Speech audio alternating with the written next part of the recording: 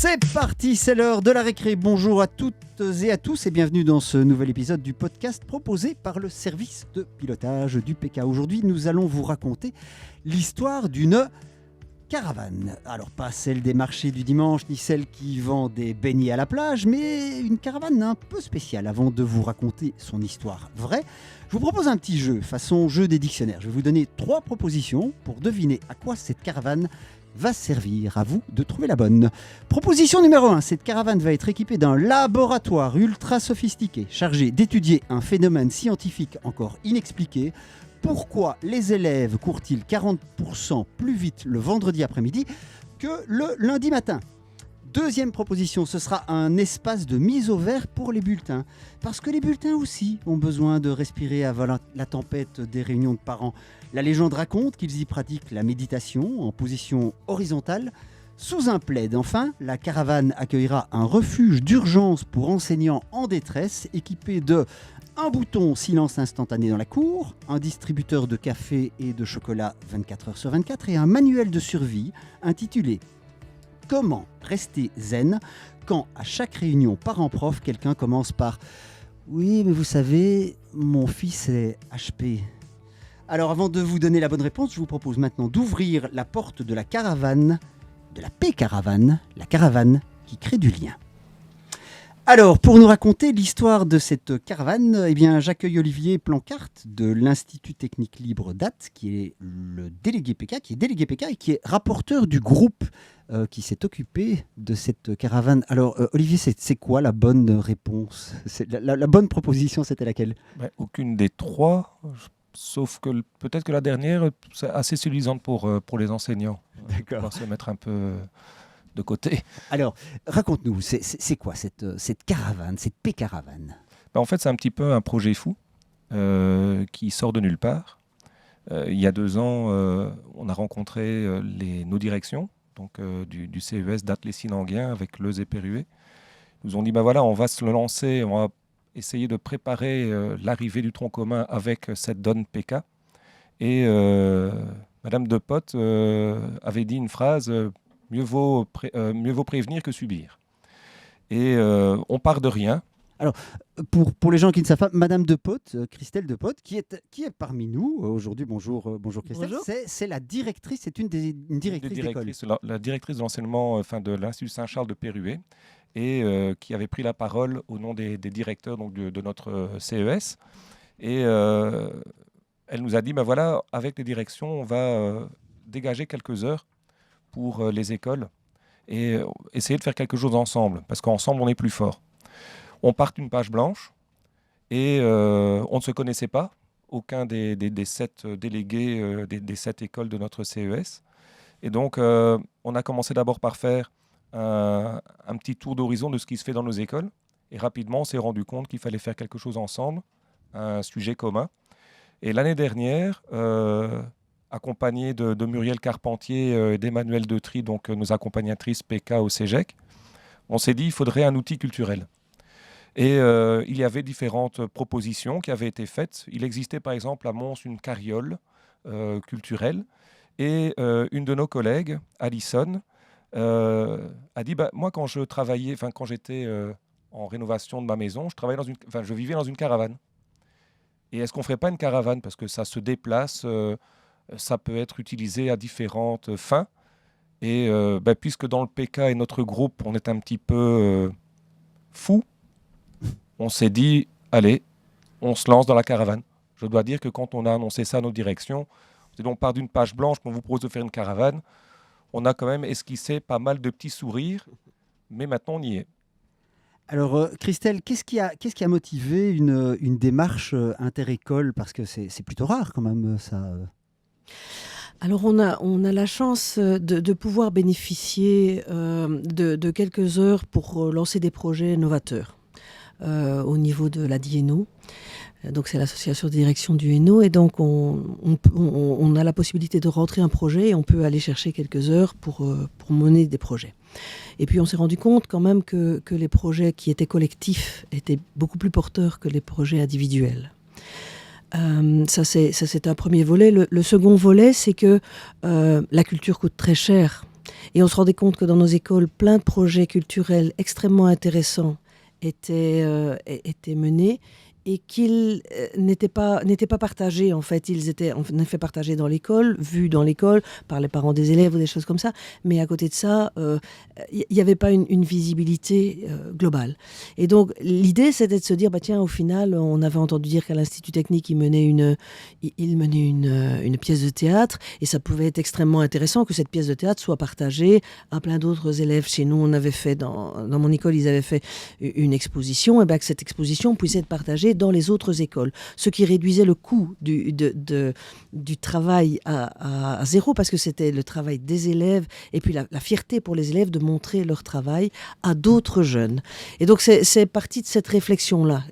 Donc le fait de travailler en collectif qui est beaucoup plus porteur, le fait d'associer nos écoles, de mieux nous connaître aussi, parce que on va d'Enghien jusque Perouet, c'est quand même une distance assez importante, et donc ça nous permet de mieux nous connaître et de nous connaître sur un volet où tout est à découvrir et où tout est à créer. Et c'est ça qui est vraiment super génial. Alors on avait tous dans toutes les directions, on se disait qu'on avait des délégués PK assez exceptionnels et qu'on ressentait qu'en les mettant ensemble, ça risquait de donner quelque chose de chouette.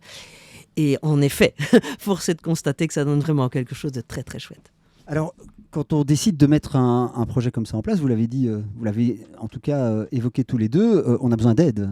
Et c'est là, Muriel, donc que je pense ton rôle est devenu important et c'est mis en place. C'est comment est-ce que toi, tu es intervenu, comment est-ce que le CEGEC est intervenu pour aider à la mise en place de ce projet de caravane ? Mais il est venu du fait que les directions des différentes écoles et cette école m'ont fait confiance. Donc c'est parti de là. Donc tout d'abord du souhait d'être informé sur ce qu'était le PK. Alors effectivement, ça fait partie des missions du référent culturel de venir informer les directions d'école, de leur apporter toutes les ressources nécessaires à la mise en route du PK. Là où je trouve que c'est un projet enthousiasmant, c'est que les différentes directions nous ont fait confiance tant à ma coordonnatrice Emmanuelle Detry et à moi pour accompagner chacun des enseignants et enseignantes qu'ils ont désignés comme délégués PK. Alors, à l'origine, dans un premier temps, c'était accompagner les délégués PK au sein de leur école et puis très rapidement les accompagner aussi autour d'un projet commun au cette école, d'une thématique commune, avec toujours ce point d'attention de ne pas mettre la pression à ces délégués, à leur donner le temps de pouvoir avancer sereinement avec des objectifs concrets année par année et de nous offrir à nous la possibilité de les former, d'avoir un temps destiné dans leurs horaires respectifs pour qu'on puisse les rencontrer ensemble, leur permettre de faire émerger les différents projets dont Olivier nous a évoqué, tous les différents échelons avant d'arriver à la paix caravane, d'avoir un temps d'essai-erreur aussi possible et surtout d'avoir autour de nous une équipe de délégués motivés, prête à se lancer dans des aventures aussi enthousiasmante que parfois quelque peu déstabilisante puisqu'on sort toujours des lignes et aussi avec une envie débordante d'apporter chacun des élèves de leurs écoles respectives au fait de s'épanouir et au fait d'avoir accès à la culture et à l'art. Et chacun d'eux ont été véritablement acteurs de ce bel aboutissement qu'est la paix caravane. Alors, il y a un autre défi qui est aussi, donc au-delà de cette mise en place, on va dire, logistique entre toutes les écoles, il y a un défi financier aussi quand même. C'est pas un projet qui doit être facile à mettre en place à ce niveau-là. Christelle l'évoquait d'ailleurs, que mettre en place des projets culturels, artistiques, c'est souvent mis de côté.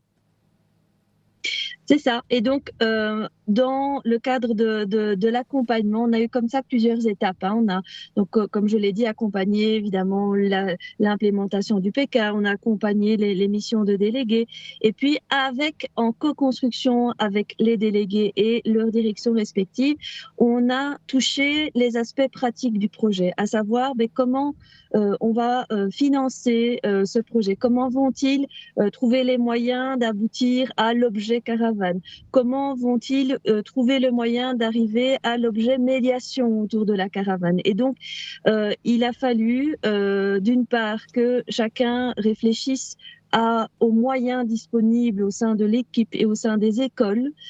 C'est en fait le déjà là, des ressources disponibles. Et puis après, de réfléchir ensemble à une manière efficace de pouvoir disposer des ressources qui étaient accessibles au sein du GOC et de nos référentes scolaires, WAPI, Inès Mendes et Anaïs Callens, qui nous ont fait confiance aussi dans ce projet, et puis au sein des ressources disponibles auprès des directions. Et donc, c'est des temps où les délégués PK ont informé leur direction par rapport au projet et donc ont montré les limites, les possibles, ce qui pourrait être envisagé avec les ressources internes et les ressources externes. Et puis, c'est des temps aussi où on va porter le projet, où les délégués PK ont porté le projet auprès des référentes scolaires et du GOC. Et donc, ici, on se retrouve avec un groupe de délégués PK qui a vraiment généré un projet de A à Z avec même l'aspect « je le porte » pour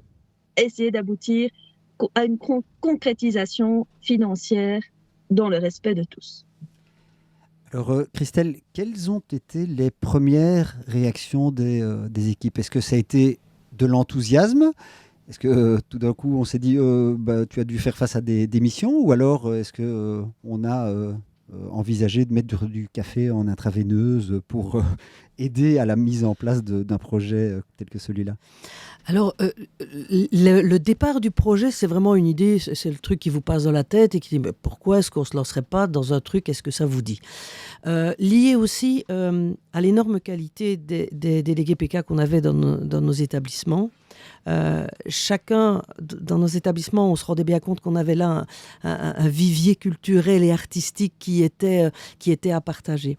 Et donc, c'est sur base de ça, nous, notre rôle, il a été de, quelque part, donner l'idée, de rester unis. Nous sommes restés unis, les 7 directions, sans aucune... les directions des 7 écoles, ça fait plus que 7 directions, mais les directions des 7 écoles, sans aucun problème. Il n'y a jamais eu de tension autour de l'organisation de ce PK. On voulait que nos enseignants se sentent bien et on devait mettre en place... nous, notre rôle était de vraiment mettre en place tout pour qu'ils se sentent bien. Donc, on leur libérait le mardi après-midi pour qu'ils puissent avoir leur réunion tous ensemble. On s'était fixé le mardi après-midi, voilà, pourquoi pas. Et puis... Ça, c'était non négociable. Toutes les écoles libéraient leurs délégués PK le mardi après-midi. Et puis, voilà, quand ils rencontraient un souci financier, nous, notre rôle, c'était de trouver des solutions pour que tout ça soit... voire de financer nous-mêmes, vu qu'il s'agissait d'un projet à destination de nos élèves. Donc, c'était vraiment... Nous, on a vraiment lissé et balayé le terrain pour qu'eux puissent développer toute leur créativité et en leur faisant... infiniment confiance. Ça, je crois que Olivier peut sans doute en attester. Aucune des directions n'a dit à un moment donné, mais est-ce qu'on a l'impression qu'ils font bien le truc? C'était vraiment, mais non. Tout le monde était tout à fait conscient qu'ils avaient la possibilité d'exprimer toutes leurs qualités artistiques et humaines autour de ce projet. Et nous, notre rôle, c'était vraiment de les soutenir là-dedans. C'était facile au final. À quel moment est-ce que vous vous êtes dit, OK, on tient quelque chose là?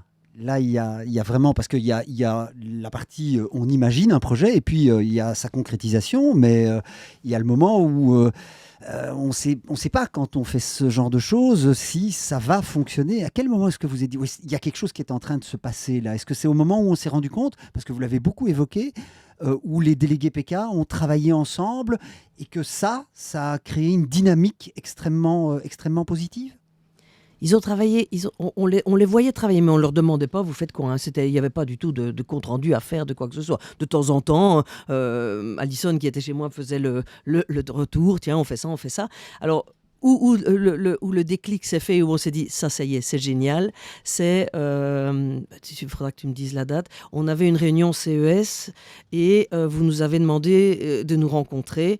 Et donc tous les délégués PK étaient là et toutes les directions. Et ils nous ont dit, ben voilà, on a réfléchi à un truc et il faut qu'on trouve une caravane. Le jour où, quand ils ont dit ça, nous, on a dit, ça y est, l'histoire est lancée. À partir du moment où ils sont dans un projet aussi fou, ça y est, l'histoire est lancée. Il ne reste plus qu'à. Voilà. Alors, Muriel, je te vois opiner. Vas-y, je t'écoute. Mais oui, parce qu'en fait, toute cette histoire, c'est une histoire de confiance et une histoire de co-construction. Chaque personne autour du projet a fait confiance à l'autre. Et chaque personne, chaque partenaire du projet a permis à l'autre de pouvoir avancer au mieux. Et donc, c'est vraiment, je trouve, ce qui est exemplatif dans ce qui se vit autour de la paix caravane. Personnellement, ce n'est pas quelque chose que je peux voir ailleurs que là. C'est un projet qui vient d'une histoire de personnes qui se disent tiens, on va démarrer quelque chose et on verra où ça va nous mener. Et puis, au final, en se donnant les moyens et en se donnant la confiance mutuellement, on voit qu'on aboutit à quelque chose de concret, de réel. Et Thierry, c'est pas fini, hein. Il y a encore des suites à venir. Voilà, alors par rapport à cette réunion qu'évoque Christelle, je pense que tu voulais réagir, Olivier, parce que les délégués PK, vous n'avez pas vécu cette réunion exactement de la même manière que les directions. Vous savez, quand on est appelé à la direction, quand on est prof, voilà, ça fait toujours un petit quelque chose. Et là, lorsqu'on rencontre l'ensemble des directions des 7 écoles en même temps, ça donne quand même une petite pression aussi, d'autant qu'on allait demander une aide financière pour financer donc l'outil caravane. Il faut savoir qu'au préalable, on s'était dit on va tenter de trouver une caravane à rénover, donc un don. On avait fait un avis de recherche sur nos différents organes de communication des 7 écoles. Alors oui, on avait reçu des propositions, mais bon, c'était pas de la rénovation, c'était vraiment dans un état déplorable. Et donc on s'est dit, il faut absolument qu'on puisse demander une aide financière pour faire cet achat. Et on a présenté ce projet caravane à ces 7 directeurs et directrices. C'était assez stressant, je veux dire, pour l'ensemble du groupe. Bon, c'était la première fois aussi qu'on leur présentait vraiment ce projet de caravane.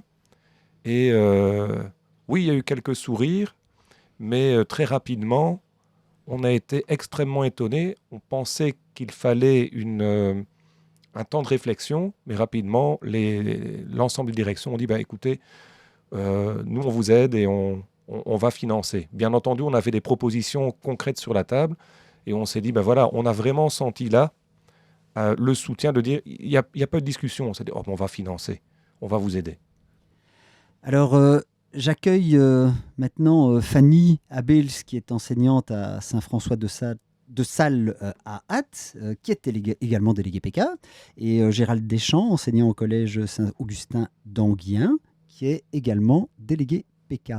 Alors, vous venez tous les trois d'écoles différentes. Il y a encore 4 autres enseignants qui ne sont pas présents parmi nous, mais qui viennent aussi d'écoles différentes. Et vous ne vous connaissiez pas avant la mise en place de ce projet. Comment est-ce que on fédère 7 écoles différentes, Gérald? Au début, c'était un petit peu compliqué. Donc, on a eu un appel de notre direction, chacun de notre côté, en nous disant, voilà... on sait que tu aurais les capacités pour être représentant de notre école au sein du CES pour travailler au niveau de tout ce qui est PK. Et donc on nous a demandé de participer à des réunions une fois par trimestre et de se rencontrer dans un lieu externe donc pour pouvoir un petit peu discuter. Et donc c'est vrai que les premières réunions, on s'est un petit peu regardé, on a pris un petit peu nos repères, on s'est un petit peu exposé ce qu'on faisait chacun dans notre école. On a essayé de faire un petit cadastre de ce qui se faisait dans chacune des écoles pour pouvoir se rendre compte que dans beaucoup d'écoles, on faisait quasiment la même chose en fait. Et on s'était dit, ce serait bien qu'on puisse mutualiser tous nos efforts pour faire quelque chose de commun. Et ça, c'était déjà dans l'idée, je pense, des directions, c'est qu'il y ait quelque chose de commun qui ressorte des différentes écoles du CES. Et donc, on a réfléchi, on s'est formé, on est donc allé en formation grâce à nos référentes PK qui nous ont inscrites dans différentes formations. Donc, on s'est formé, on a été dans différents lieux pour pouvoir découvrir les aspects au niveau du PK, comment on pouvait gérer le PK dans l'école en tant que délégué. Et une fois qu'on a réalisé tout ça, on s'est mis au travail autour de la table, on s'est dit qu'est-ce qu'on pourrait bien faire et quel est le point commun qui nous relie tous. Le point commun, c'est donc de partager la culture avec les élèves et on va essayer que cette culture, elle se partage entre toutes nos écoles. Fanny, qu'est-ce qui t'a marqué, toi, dans cette dynamique collective ? C'est l'enrichissement que nous procurent donc les autres collègues, en fait. Le fait de travailler dans des écoles différentes, avec des filières différentes et des finalités différentes, c'est vraiment quelque chose d'enrichissant. Pouvoir s'enrichir des différences des autres écoles, je crois que c'est vraiment un atout indéniable dans ce projet. Alors concrètement, qu'est-ce qui va se passer dans cette caravane? Et pour ceux qui ont l'occasion de le voir, d'ailleurs, nous sommes actuellement, on enregistre ce podcast dans la caravane. Donc, qu'est-ce qui va se passer dans cette caravane? Beaucoup de choses, beaucoup de projets, peu importe les idées de chacun, tout est bienvenu. Donc l'idée, c'est vraiment de faire vivre cette caravane dans nos différents établissements scolaires, au travers de différents projets culturels et artistiques. Et donc, on ne veut vraiment pas fermer la possibilité des activités à faire dans cette caravane. L'idée, c'est vraiment qu'il y ait donc un lien artistique et un lien culturel possible pour tous. Alors, Olivier ? La caravane, par la suite, va vivre via nos écoles et on va descendre tous ces projets au niveau de nos collègues. Donc, les collègues vont certainement proposer différentes choses pour alimenter cela. Mais il faut savoir ici que notre groupe, on va dire le groupe porteur, s'est dit, nous, on est vraiment là depuis la genèse du travail et du projet. Et on s'était dit, quelque part, c'est devenu un peu notre bébé de ce groupe porteur. Et on s'est dit, il faut que notre groupe, qui représente les 7 écoles, puisse aussi s'illustrer au niveau de cette caravane. Et on s'est dit, plutôt que de prendre la caravane bêtement, avec une de nos collègues, et l'ensemble des collègues même, on s'est dit, est-ce qu'on ne pourrait pas la customiser? Parce qu'on puisse la reconnaître. Et de noter donc justement la P-Caravane, etc. Et donc de transformer cette customisation en projet PK lui-même. Et donc nous avons ici trouvé un graffeur, artiste, qui aide nos élèves. Et nous ne travaillons pas, on ne graffe pas, nous, profs, mais prouesse aussi, je trouve, c'est de pouvoir rassembler une délégation d'élèves des 7 écoles et les élèves des 7 écoles, tous degrés confondus, âge, filière, travaillent ensemble sur la customisation de cette caravane avec les alvéoles. Et on a voulu montrer sur la caravane les alvéoles d'une ruche, vraiment pour montrer la co-construction. Et les élèves, donc on n'a pas ici un groupe d'une école. Ici, la caravane est située à Enghien pour le travail dans le garage. Mais les groupes, c'est vraiment composé d'élèves des 7 écoles. Et c'est ça qui est une prouesse. Donc, faire travailler d'abord les profs, mais ici, maintenant, on fait travailler les élèves. Et je voudrais d'ailleurs, à ce sujet, inviter tous les gens qui nous écoutent à se rendre sur la chaîne YouTube du PK, puisque une vidéo a été réalisée et qui montre, parce qu'évidemment, dans un podcast, c'est assez difficile de montrer cette customisation, mais il y a une vidéo qui a été réalisée qui parle et qui montre cette customisation. Gérald, qu'est-ce que ce moment de customisation représente dans l'histoire du projet? C'est une naissance symbolique. Vous parliez d'un bébé, parce que donc, quand Olivier a parlé du bébé, je vous ai tous les deux vu réagir, oui, très clairement, c'est notre bébé. C'est quoi tout d'un coup, le bébé, là, c'est quoi? Il commence à marcher, c'est ça? C'est ça, c'est un peu, en fait, tout est parti d'une idée. Et en fait, c'est vrai qu'au début, on avait du mal à se voir avancer parce qu'il y avait tellement de bâtons dans les roues qui se mettaient sur notre route qu'on reculait plus que de progresser. Et finalement, tout d'un coup, je sais pas, il y a eu un événement, notre collègue qui nous dit « Ah, mais finalement, moi, j'ai peut-être une caravane. » Et puis, on a pris la caravane d'une de nos collègues délégués PK qui nous dit « Mon papa vend sa caravane. » Et puis, voilà. Et puis, on s'est rendu compte que cette caravane, il ne fallait pas beaucoup y travailler puisqu'elle était en très bon état. Et puis, on s'est dit, c'est le moment, c'est maintenant, il faut se jeter à l'eau. Et puis, on y va, on ne réfléchit pas. Et au mois de juin de l'année dernière, on s'est dit, voilà, à partir du mois de septembre, on va décorer la caravane à l'extérieur pour commencer. On a rentré une demande au niveau du PK pour pouvoir avoir quelques subsides au niveau de ce projet qui est vraiment un peu hors norme. Forcément, on a pu avoir un peu d'argent. Avec cet argent, on a pu demander à notre graffeur de venir nous aider parce que nous, on ne se voyait pas du tout capable de gérer au niveau de la décoration extérieure de la caravane. Et donc, c'est exactement tout à fait un projet PK puisque c'est le monde culturel qui vient en aide aux élèves pour pouvoir mettre en place un projet efficace. Et c'est vrai que oui, c'est notre bébé, mais c'est leur bébé aussi à eux, aux élèves, et ils sont très fiers de venir travailler, et ils sont impatients de voir en fait le résultat fini, puisque ici chacun travaille forcément sur son alvéole, de son petit côté, etc. Mais ce qui sera important de voir, c'est le résultat final et de voir l'œuvre entière, puisque c'est une œuvre, cette caravane. C'est pas simplement un objet, c'est une œuvre culturelle. Fanny, les élèves, ils se sont appropriés le projet comme ça, immédiatement. Ils ont adhéré, waouh, c'est super, c'est notre caravane. Ou bien alors, ils vous ont d'abord regardé avec des yeux en se disant, mais ils sont complètement cinglés, c'est quoi ce truc? Oui, il y a un petit peu de ça, d'accord. Voilà. Donc au départ, on avait fait un appel à projet, j'ai envie de dire, dans toutes nos écoles. Et donc, on avait demandé qui était volontaire pour participer donc, à ce projet. Donc, c'est vrai que nous avons chacun repris 2-3 élèves de notre école. Et on avait organisé une première rencontre d'échange et de réflexion. Donc, c'est vrai qu'à ce moment-là, c'était un peu flou. Et puis, lors de la première séance quand même de customisation, il y en a qui étaient un peu étonnés parce que c'est vrai que cette fois-ci, on se lance dans le projet. On doit manipuler des bonbonnes des bombes de peinture et c'est pas quelque chose qu'ils font. Donc, on est vraiment dans l'apprentissage.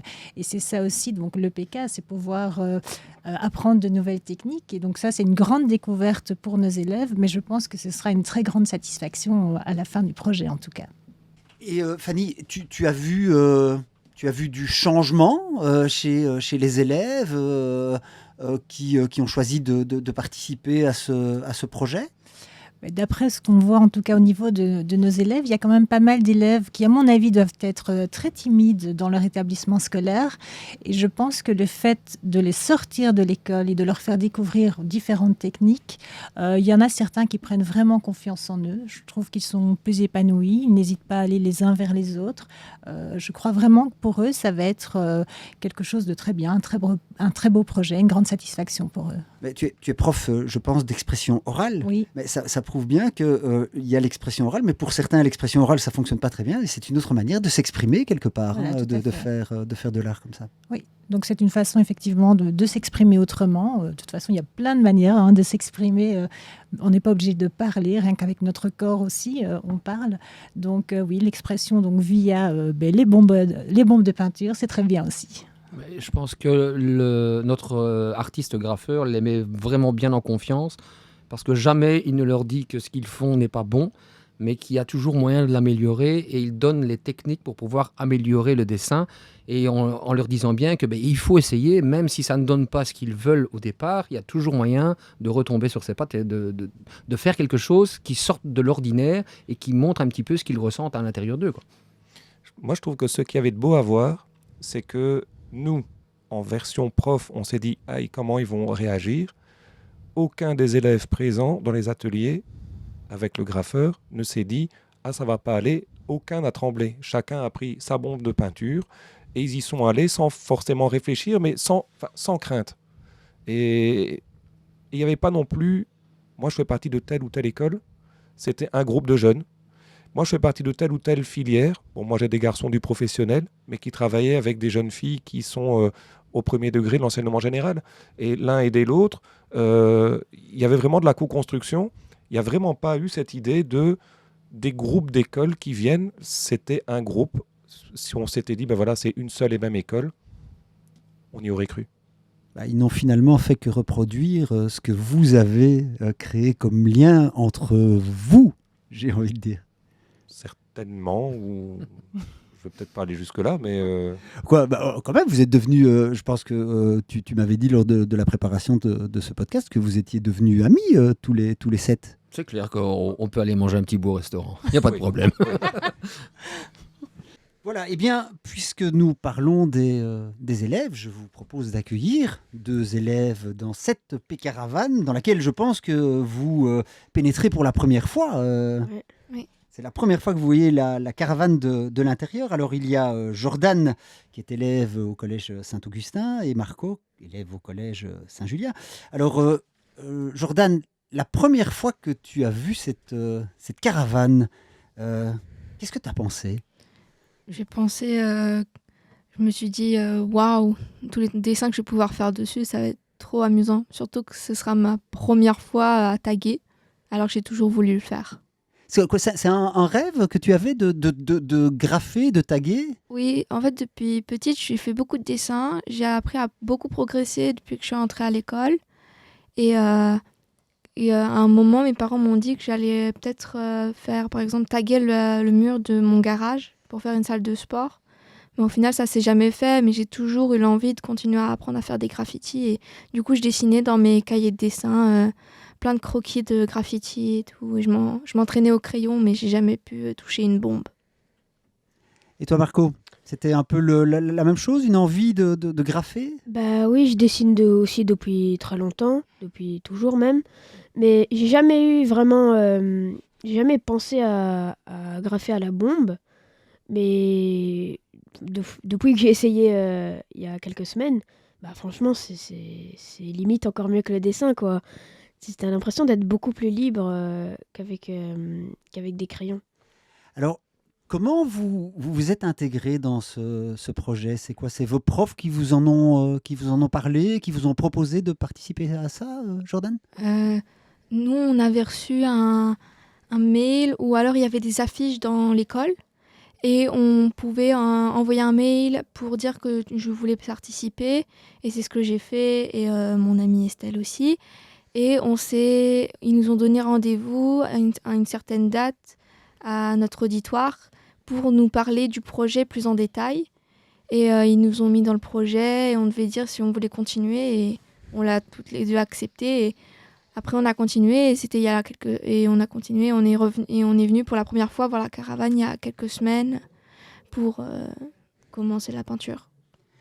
Marco, ça fait quoi de travailler, parce que vous êtes des élèves de 7 écoles différentes, ça fait quoi de créer un projet, de participer à un projet tel que celui-ci avec des élèves qu'on ne connaît pas, parce que vous ne vous connaissiez pas, vous deux, avant de participer à ce projet ?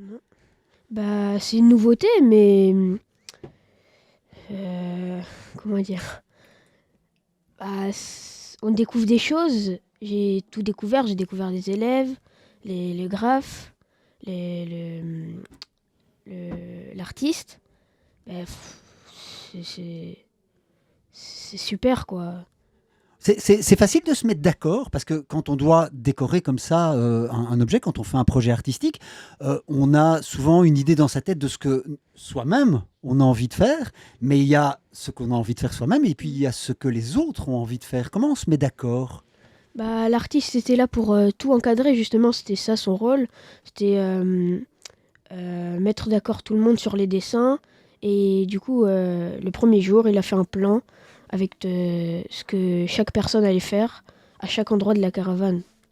D'accord. De la P-Caravane, Oui. parce que j'ai vu à l'extérieur, c'est un solide... c'est vraiment, on est vraiment dans le graffiti, Jordan, dans ce que tu disais que tu avais envie de faire. C'est P-Caravane qui est écrit dans un style qui est très graphe, quoi.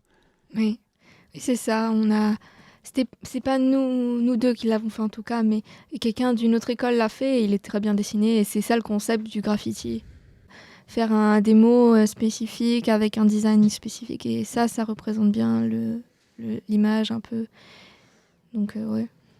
Alors, qu'est-ce que vous imaginez tous les deux qui va se passer avec cette caravane une fois qu'elle aura été terminée, une fois qu'elle sera complètement graffée, décorée par vos soins?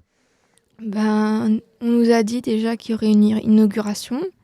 Et pour moi, je pense, parce qu'on nous a pas énormément dit de choses sur la suite, je pense qu'elle ira faire le tour des écoles pour montrer que l'art, c'est pas non plus qu'un petit truc que tu fais à côté. Ça peut être aussi quelque chose d'important qui peut montrer plein de choses, toutes les choses que les écoles peuvent faire à côté, tout ce que les talents et les activités artistiques que nous pouvons pratiquer n'importe où. Marco? Moi, je pense qu'elle sera là dans tous les événements sportifs, etc., pour représenter chaque école, quoi. On va pas partir en vacances avec, vous pensez? Non. Alors, si vous aviez la possibilité de dire merci à quelqu'un pour ce projet, à qui penseriez-vous pour dire merci? Il faut dire merci à qui? À tous les directeurs, à l'artiste, à tous les profs qui nous ont Emmener. qui grâce à eux on est là, quoi, qui ont acheté la caravane et l'artiste. Sans eux, on n'aurait pas pu faire ça. Qu'est-ce que vous pensez du projet dans son ensemble, de faire ce genre de projet à l'école? Que c'est une bonne chose parce que, comme je l'ai dit tout à l'heure, ça permet de montrer qu'on a des activités sportives, que par exemple moi dans mon école, j'ai des clubs qui sont formés, le club d'échecs. Nous avons aussi eu des cours artistiques. Il y a même une option artistique qui s'est formée pour la 3e année. Et je trouve ça, c'est une chose géniale. Donc ça permet de montrer que l'art et les talents peuvent faire partie de l'éducation en plus des cours. Eh bien, merci à tous les deux. Et si vous voulez voir le travail qui a été réalisé par ces élèves de ces 7 écoles, je vous invite à aller sur notre chaîne YouTube pour regarder cette vidéo qui vous est proposée par le service de pilotage du PK. Et voilà, notre caravane a terminé son podcast, mais pas son voyage dans les écoles. Elle va continuer à rouler de cours en cours, accueillant des idées, des projets, des émotions et peut-être quelques biscuits perdus. Cette caravane, c'est une feuille blanche sur roue. Elle emporte avec elle tout ce qu'on a envie de créer, de partager et parfois de peindre un peu en dehors des lignes. Elle nous rappelle que l'art, la culture et même les réunions de profs, ça peut être une véritable aventure collective. Merci à tous ceux qui ont rendu ce projet possible.